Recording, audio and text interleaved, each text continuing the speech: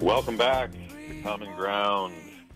I'm Jason Downs, and we are talking to Rich Allen, who is an author of 2 novels and has done all kinds of fun things in this thing we call life, and having a great conversation thus far. So glad you could join us here on Common Ground, where we can all agree on the important stuff. So Rich has been telling us about Drafted, his first novel, and Identity Check, his second novel. Please check them out on Amazon. They sound like a lot of fun, really interesting, and I can't wait to read them myself. So you've worked as an actor, you've worked in television as a TV director, as you mentioned. It sounded like you may have started that in the Army. Well, the Army, we were working on film, although I did work on one TV show. It was called The Big Picture, and it was an hour-long TV show that aired every week. So it was a weekly TV show, and I got to do an interesting TV program at the Pentagon. It was called Hall of Heroes, and it was all about the Medal of Honor winners. And we actually shot it in the Pentagon. And another interesting note, maybe for some of your older listeners, John Daly, who used to be the host of What's My Line, the original, was the narrator for our film. And I've got a great picture of me with John Daly going over the script. And one of the kind of a production interesting note is the Pentagon is huge, and it's so big that they use golf carts to drive all around the Pentagon. And in this one case, the director wanted to have an opening shot where we start at the long end of this hallway and then have a dolly shot that goes all the way up, and then the Hall of Heroes, which is an actual physical place in the Pentagon, comes up and it fills the screen. Only they didn't want to lay tracks for those of you in the movie business. They didn't want to lay tracks down there. I said, a golf cart will do the trick. Exactly. So I said, why don't you tape it to the golf cart and we'll just drive up to it? And we did, and we got the shot. So little production. Nice. So you mentioned earlier. Go ahead. Well, I was just going to say, but then later, when I got out of the Army in 1971, I got a job with one of the first cable TV stations in Columbus, Coax Cable TV, and this was at the very beginning of cable television. And we basically were just bringing in satellite signals from Cleveland and Cincinnati into Columbus. So you're basically seeing the 4 channels that existed at the time, and that was about it. And so there were no cable networks, and so I was challenged as a TV director and working with a producer friend of mine, Dave. We were challenged to come up with programming for 4 networks, and so before there was an MTV, we started a music show. Before there was Home Shopping Network, we had a shopping network. We had a talk show, and I'm trying to think what else. It basically, we had a movie channel before there was an HBO.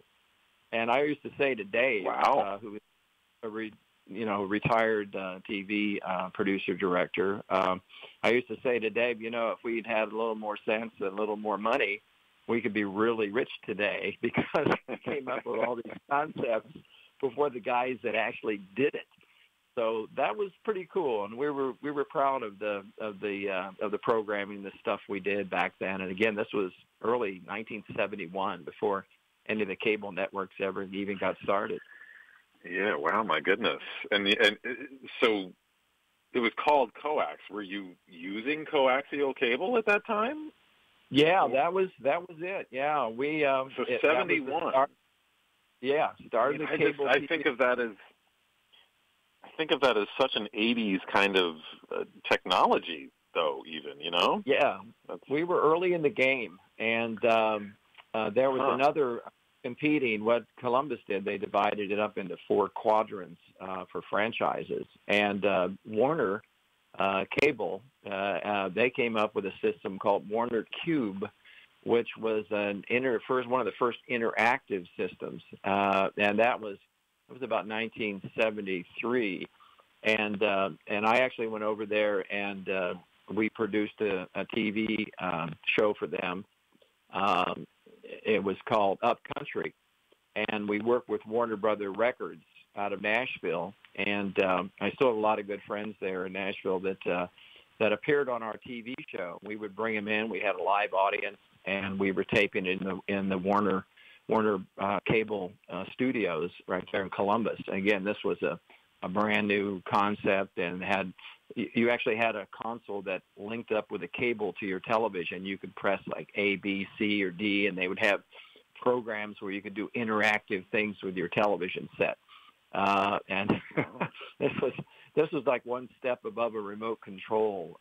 So again, very early on in the process of interactive television. Now look what we have with streaming and all the stuff that goes on. But real pioneers in this. See, I mean, yeah, you've seen, as many of us have in this country, I suppose. But you had an up close and personal view of the evolution of all this technology. I mean, do you feel like your head is spinning ever? I mean, with how far we've come in so little time. I mean, we're talking about 50 years. I know, and you want to go back to where we're dealing with right now on radio. When I was a kid in Cub Scouts, one of our projects was to build a crystal radio.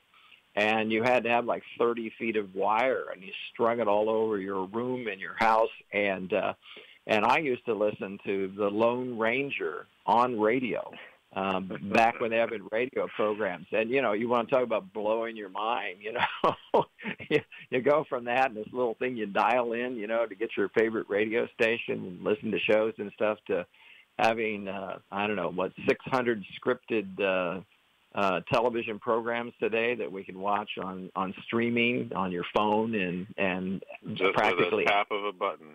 I mean, it's incredible. Yeah, it's incredible. Think about where we've come from, and and TV when it came in, I was watching all black and white. When color came in, in living color, it was a big deal. So, you're a father. You're obviously someone who has traveled the world and done a lot, seen a lot. We don't have much to compare it to, I suppose, but I'm curious what you think happens to human beings when they've undergone so much change in so little time. Because this is unusual in human history. Again, we don't have much to compare it to because it's not like, we were alive 100 years ago, or 200 or 2,000. But we know that humankind has not progressed in quite so speedy a fashion as it has the past 100 years. So I'm just curious what your perspective is or what your thoughts are on that sort of thing.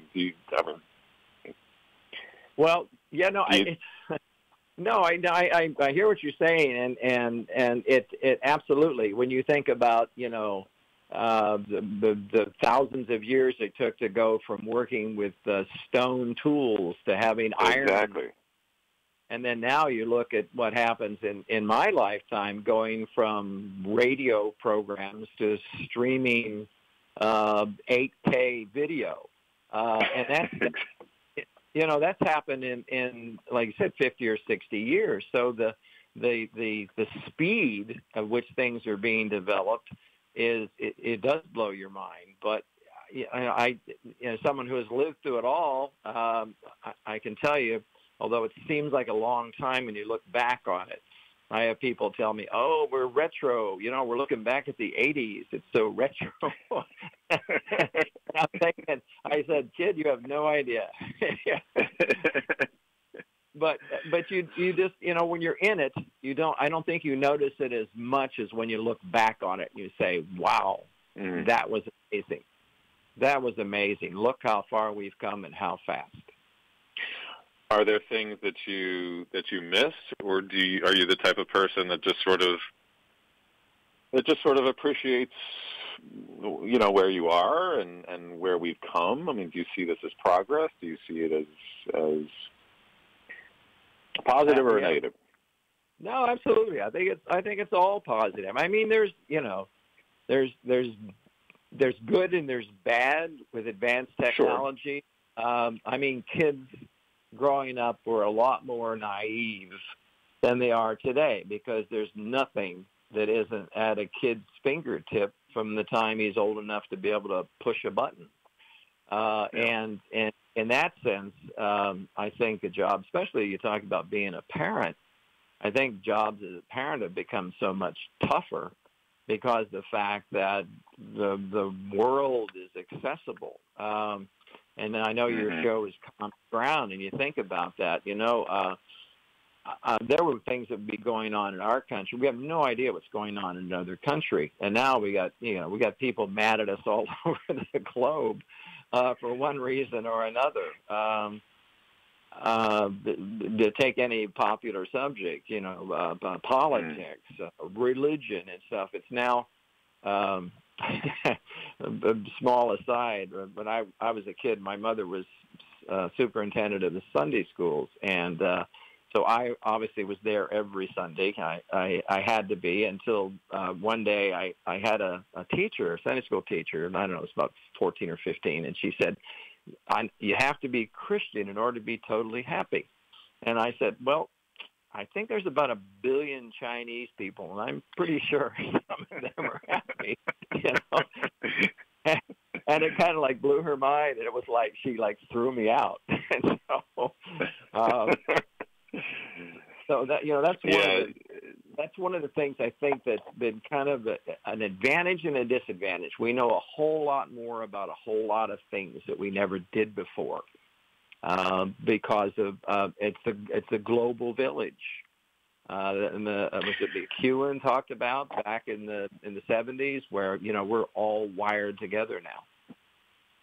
It's true, and it can be overwhelming, and you bring up the story about asking about Sunday school and whatnot, and I had similar experiences, except mine centered more around asking too many questions.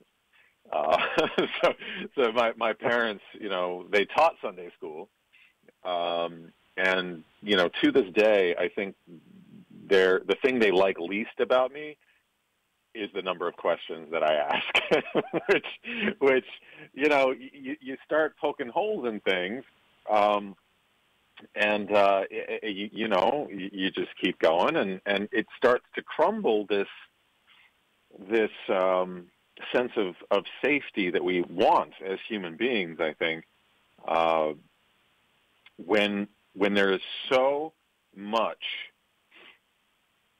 that we know now, like to your point, there's so much that we can know. There's so much more that we know, even compared to 50 years ago, compared to 100 years ago. Think about how much more we know, even just about our bodies, for goodness sake, much less about science and about, just the staggering amount of information that my kids already know by the age of, my daughter is 16, my son is 13. They know so much more than I knew at their age, comparatively. Sure. It's unlimited access to information. Yeah, and that can be disconcerting. And I think, there's always a difference from generation to generation, right? We're always looking at our parents and we're always saying, you don't understand. You're not a kid. You don't understand and it's, to me, looking at how quickly things have changed, even just since my kids have been born, I agree. I can't fully understand what all that they know or will, certainly what they will know. They can't understand certain things too because of where I've come from, and same as you. I can't understand things that you know because of where you came from and what you've seen. I find all of it fascinating. I find all of it necessary. I find all of it curious and interesting and deserving of conversation. And I like the questions, even if they don't have answers. There's so many things that you can't answer, still, and those I find. Look at I said, look at the movie Pleasantville. And that's kind of when that was a major transition from the 50s to the 60s. And that's what the 60s was all about, was just the point you're making, is that people started asking questions. It's like, well, it's always been that way. Well, why? Why are we doing this? Why are we putting up with this? Why are we in Vietnam? And so that's what all the protests and all the questions were about. It was like you did not take what your parents told you at face value. You form your own decisions. You gather your own information. It might be right. It may be wrong. It might be incorrect.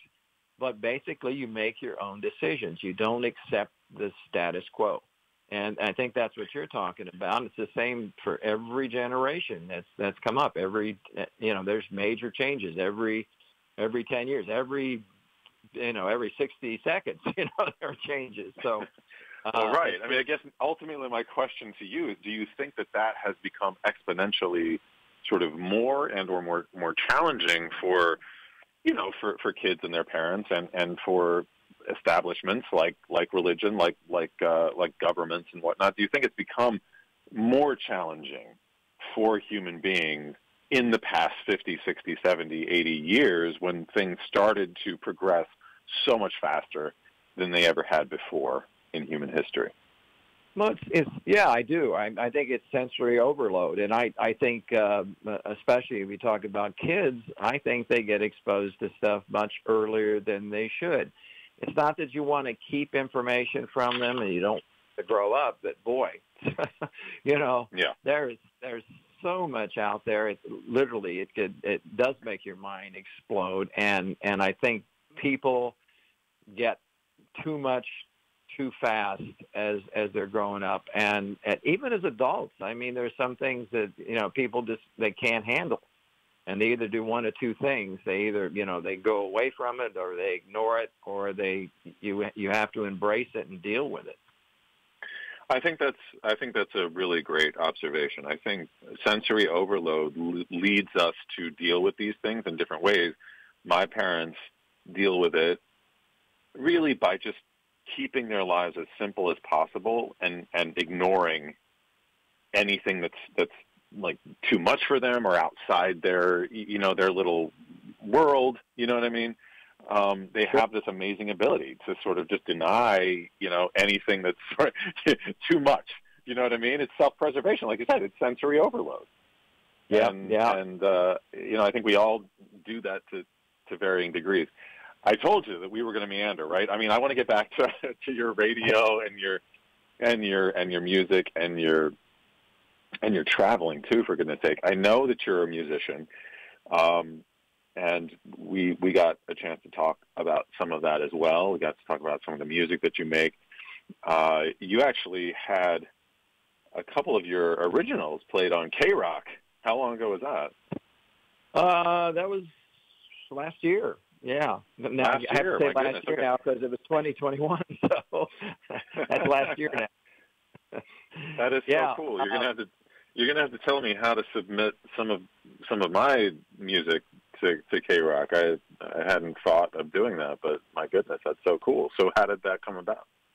Well, I'm trying to remember. I think because I have a band called Revolution Road. We're on Facebook, and I think the producers saw that, and they saw the music that we were doing, and we were a cover band. We were doing 60s and 70s music up until COVID kind of shut down all live music. And so they had gone to my Facebook page for Revolution Road. It's revolutionroad.la, and knew that I was a writer of original songs because we had posted some stuff on there. And they said, "Would you like to be on this show?" And I said, "Yeah, sure." And so I submitted a couple of songs. And the way the format is, it's, they play one song and people call up and say, we like it, we don't like it.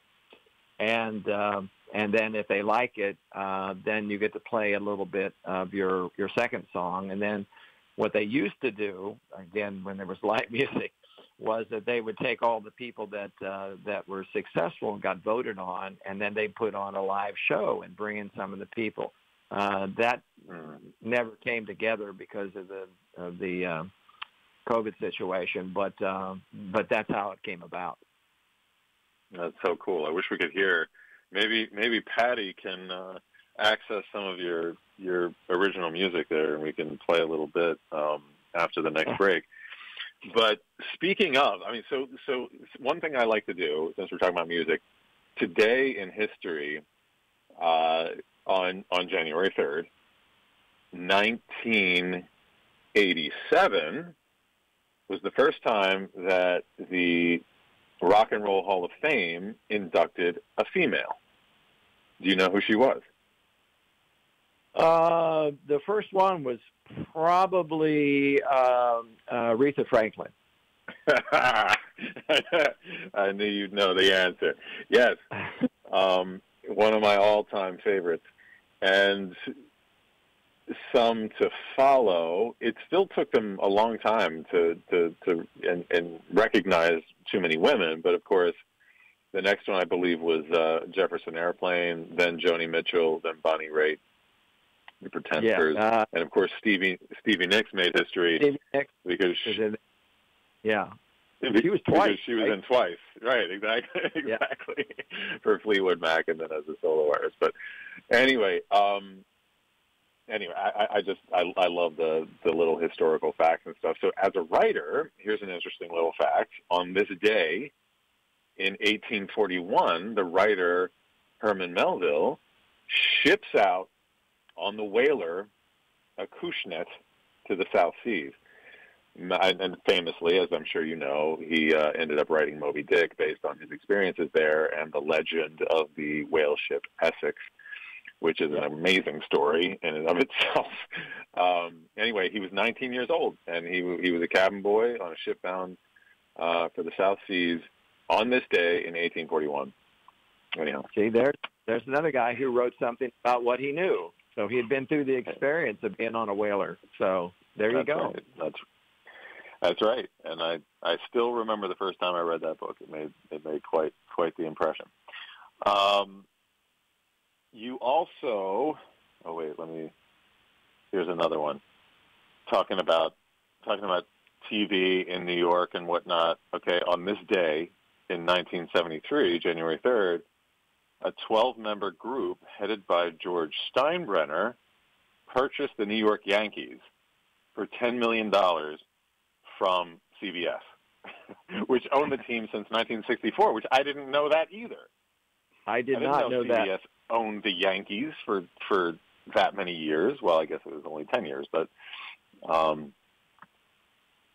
apparently CBS owned the Yankees, and then this group of people bought it in 1973 on this day for only $10 million, which is also pretty staggering. Because think about it. I mean, $10 million in 1973. I mean, that.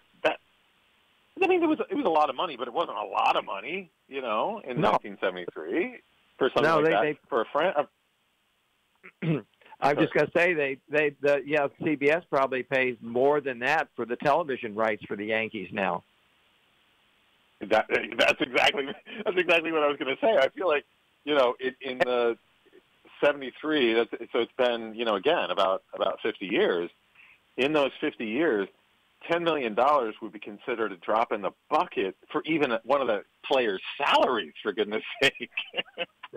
Exactly. Yeah. Well, you start talking about inflation, and you really get into some crazy things about stories of paying 25 cents for a gallon for gasoline as opposed to $5. Oh, I know, right? The good old days. We're talking to Rich Allen. Oh, exactly. Go ahead. How much did you pay for your first house? My first house also, it happened to be in 1973, and I spent $32,500 on my first 3-bedroom home. I love it. Yeah, I love it. So we're talking to Rich Allen. He is an author of 2 novels, Drafted, Identity Check. He has been a DJ. He has been a TV director. He has been a PR, advertising, and marketing guy, a musician, a lobbyist. Great conversation. Thank you so much for joining us. Stick with us because we're going to talk some more music here when we return. You're listening to Common Ground on KHTS 98.1 FM and AM 1220. You already know Salt Creek Grill has the best food in our valley. Well, now you can have Salt Creek's gourmet meals catered to your event. I'm Greg Amsler, owner of Salt Creek Grill. I'd like to introduce you to a new level of catering, featuring our catering director, Tamara Levine. Salt Creek Grill creates memorable experiences, which leaves our clients and guests with a sense of awe and excitement. From menu development to picturesque presentation, you'll enjoy culinary excellence and creative catering. Salt Creek Grill, a new level of catering. No words can describe the power of belonging to a group of close friends or being part of a family. Insight Treatment Center was founded more than 20 years ago to give teenagers a community of friends and family as they overcome issues like depression, anxiety, and trauma. The new Santa Clarita location is a COVID-secure environment where distance and good airflow are a priority. As a leader in providing intensive outpatient treatment to teenagers, Insight Treatment Center in Santa Clarita is here to help. Call 888-295-9995 or go online to insighttreatment.com. There is only one language spoken at Thai Dish, and it sounds something like this. This is great. Once people get a taste of Thai dishes, there's really no reason to do any more talking. Make it full of flavor, make it delicious, only at Thai Dishes. Enjoy the atmosphere, love the food. Thai Dishes on Valencia Boulevard for free delivery, 253-FOOD. That's 253-FOOD. I listen to it all day, every day. Hometown, your hometown station.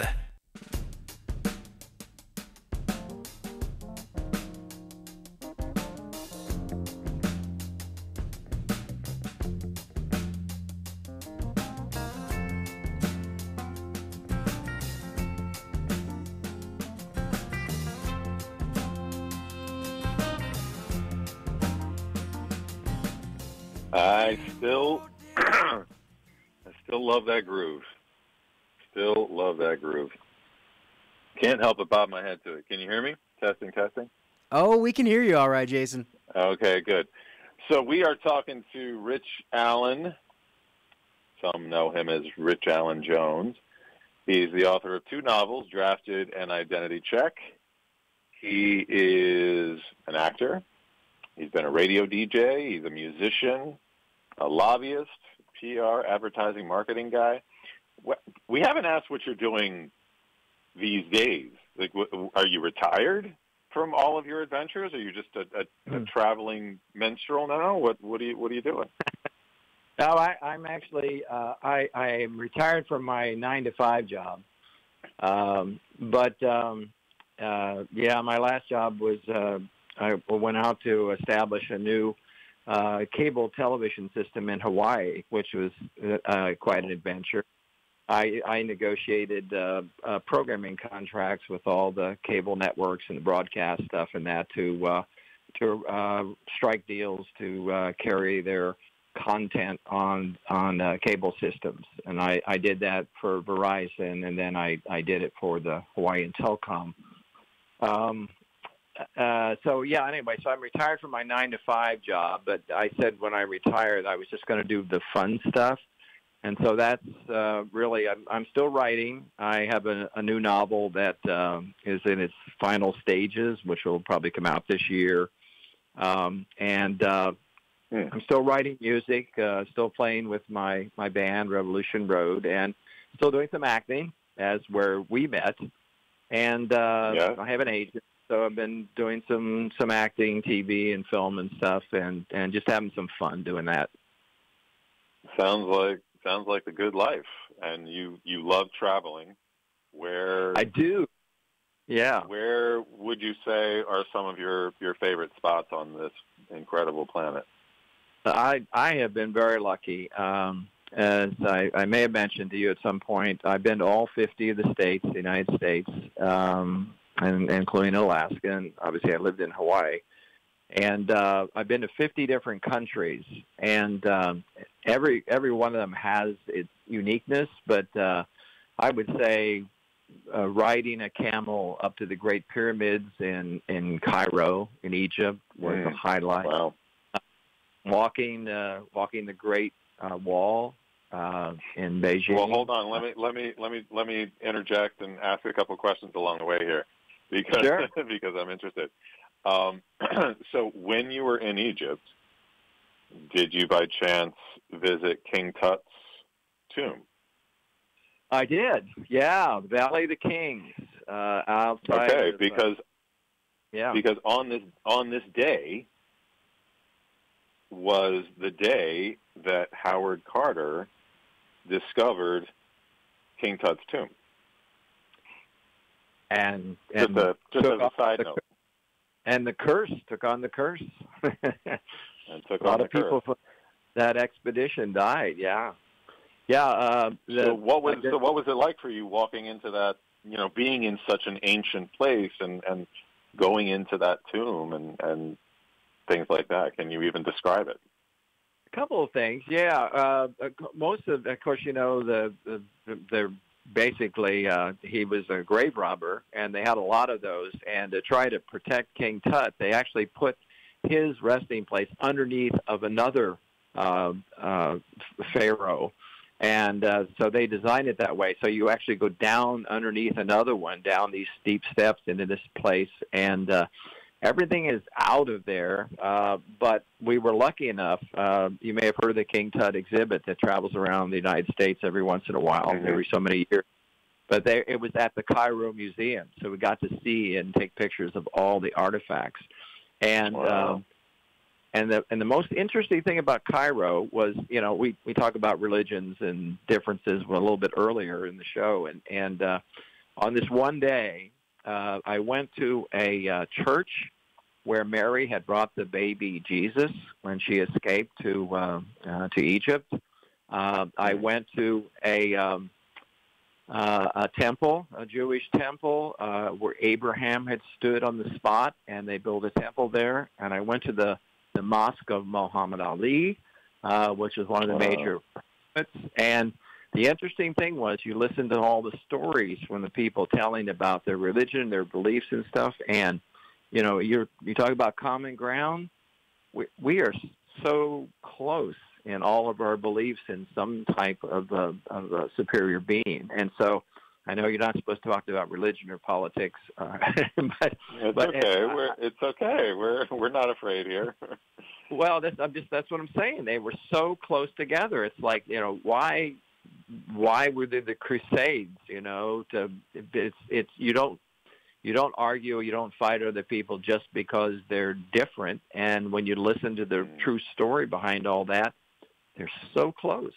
It's all basically the same belief.